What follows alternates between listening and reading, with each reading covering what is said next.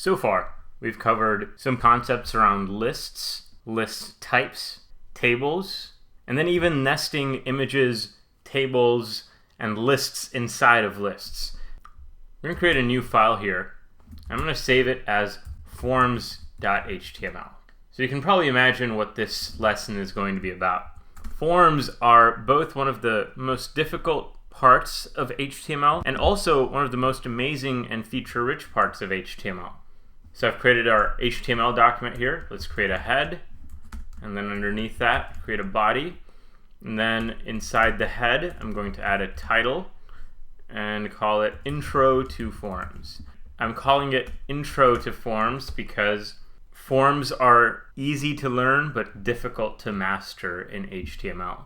In order to truly master forms, we need the help of JavaScript, but we're not going to get into that just yet. So form basics as the h1 tag. And as you might imagine, the tag for creating a form is form.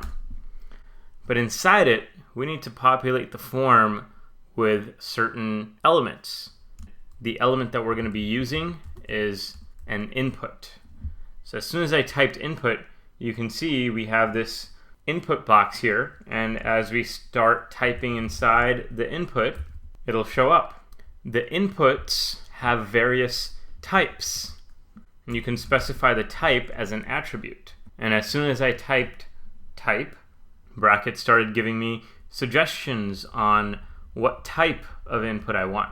You can see there's quite a few types of inputs. There's a button, a checkbox, a color, date, time, email, file. Many of these look very similar but behave slightly differently. So let's try a button. And then inside the button, we'll give it a value of submit. The value attribute specifies the initial value of an input. If we had a text input, so I'm going to copy this, and above it, above this submit button, I'm going to, this time, the type I'm going to change to text. So now we have a text with a value of submit. Remember, value specifies the initial value of an input. There's also another attribute called placeholder. And the placeholder is what shows up when there's no text in the input. So right now, our text input here is empty, but I can specify a placeholder and set that equal to search. So then by default, it'll give some level of instruction to users on what they should be doing here. Instead of submit here, I'm going to change the value of the button to search because submit has a different context inside of HTML. So now with this placeholder, as soon as I type something, the search will disappear. In fact, as soon as I type a single letter, the search will disappear because it is a placeholder. What about submitting a form? Well, as I mentioned before, that's a little bit advanced. We could get a little bit of a preview. We could just get a little bit of a taste on what submitting a form is actually like. We will need to use maybe one line of JavaScript to really make sure that the form is actually submitting, but we can probably tackle that. So let's take this button and have that be a submit button. So right now the input type is button. I'm going to change that to submit.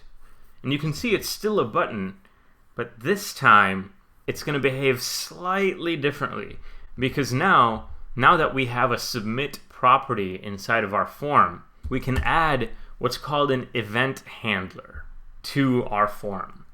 And let's have that event handler be on submit, meaning this is what's going to be called when the form is submitted.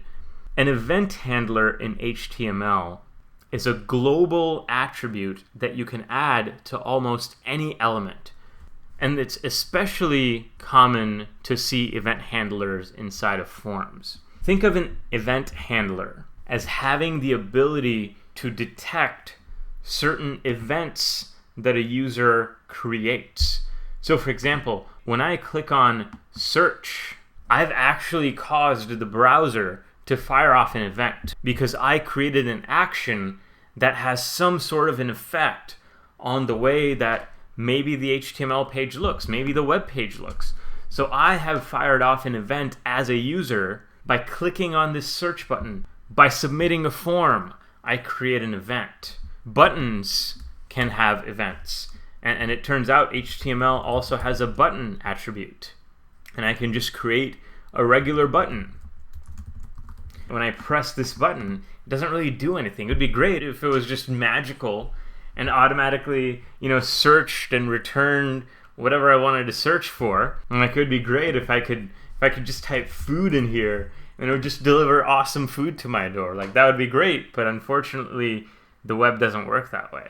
What HTML does provide us is the ability to work with events. And these events are things like onClick, things like onSubmit with a form.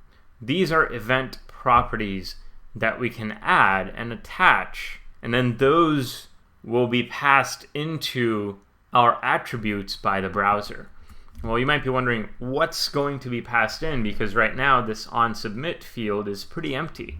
So this is where JavaScript comes in, because HTML and CSS aren't really good at handling the logic behind how things work. So HTML, again, think of it like the word processor. So you're writing default text and plain text and things like that. And CSS is what gives it better styling, gives it color, gives it all these different things. But that still doesn't really handle the business logic. And that's where JavaScript comes in. But for now, just know that there are these global event attributes that come built into HTML that we can assign to almost any element. And for now, we're just going to write one line of JavaScript and say console.log, and then open parentheses and close parentheses. Then inside our parentheses, we're just going to use a single quote, and inside the two single quotes, we'll say form is being submitted. So this is the one line of JavaScript we're going to write inside of our onSubmit event handler. Okay, so now instead of regular button, let's call this useless button, because it really is not really going to do anything. It's a little bit useless, but now we're going to make it slightly less useless. We're going to say console.log, and then single quotes, useless button was clicked. So now we've attached two events and one line of JavaScript as a way to handle that event. Okay, so now let's click this button a few times, the useless button, and then let's search for something. Let's type food and then search. Notice that after I pressed search, the form was submitted and the value of food was reset. Every time I press search, the value of food is reset. So what that's doing is that's actually reloading the page after the form is submitted. So we don't really want to reload the page. First, let's press the useless button a few times. Don't submit anything in the form. And then I'm going to do something that's going to break live preview. So just stay with me, and I'm going to inspect. And then in Chrome, when I right-click the page and go to inspect, that opened up this menu right here. And now in this menu, we're currently under the Elements tab. Go over to the Console tab, and then I clicked the useless button a few times and it said the useless button was clicked. But the thing is, the default behavior of a form in HTML resets the value. So when I press search, so it doesn't really do anything, because the default behavior of a form is to reload the page every time the form is submitted. So we're going to change our code slightly, and instead of having this be a console log form is being submitted, we're going to make it an alert. This will create a pop-up on our page that'll say form is being submitted. So now restart live preview here, and now we have our form again with our useless button. So I'm going to click the useless button a few times.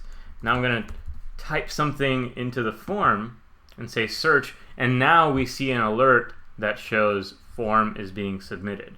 But notice that right after the alert, the form was reset and the input field is now empty. That is some default form behavior that comes built into HTML. And again, I want to emphasize that if you don't fully understand this just yet, it's completely okay. In order to truly master forms in HTML, you do need a fairly in-depth level of JavaScript.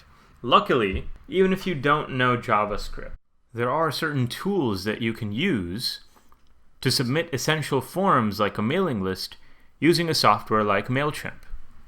So I'm here inside MailChimp, and when you select a list in MailChimp, you can select an embedded form. And when you select an embedded form, it shows you the preview of the form that you want. Subscribe to our mailing list, email address, first name, last name with a subscribe button. I can just copy this code, pure HTML code, go back into our intro to forms, and underneath, at the very end, I could just paste this code in, and it'll show me the same form that I saw here on MailChimp. So there are certain tools that give you HTML code that you can include that'll create a form that'll automatically be added and manage your mailing list for you. These services are sometimes necessary because managing forms on your own can get pretty complex. And look at how many lines of code MailChimp has to create in order to create just this form. So it's no easy task to create a form in HTML, but there are services that will help you. That's everything about forms. Now we'll cover a few more features about HTML and making HTML more accessible.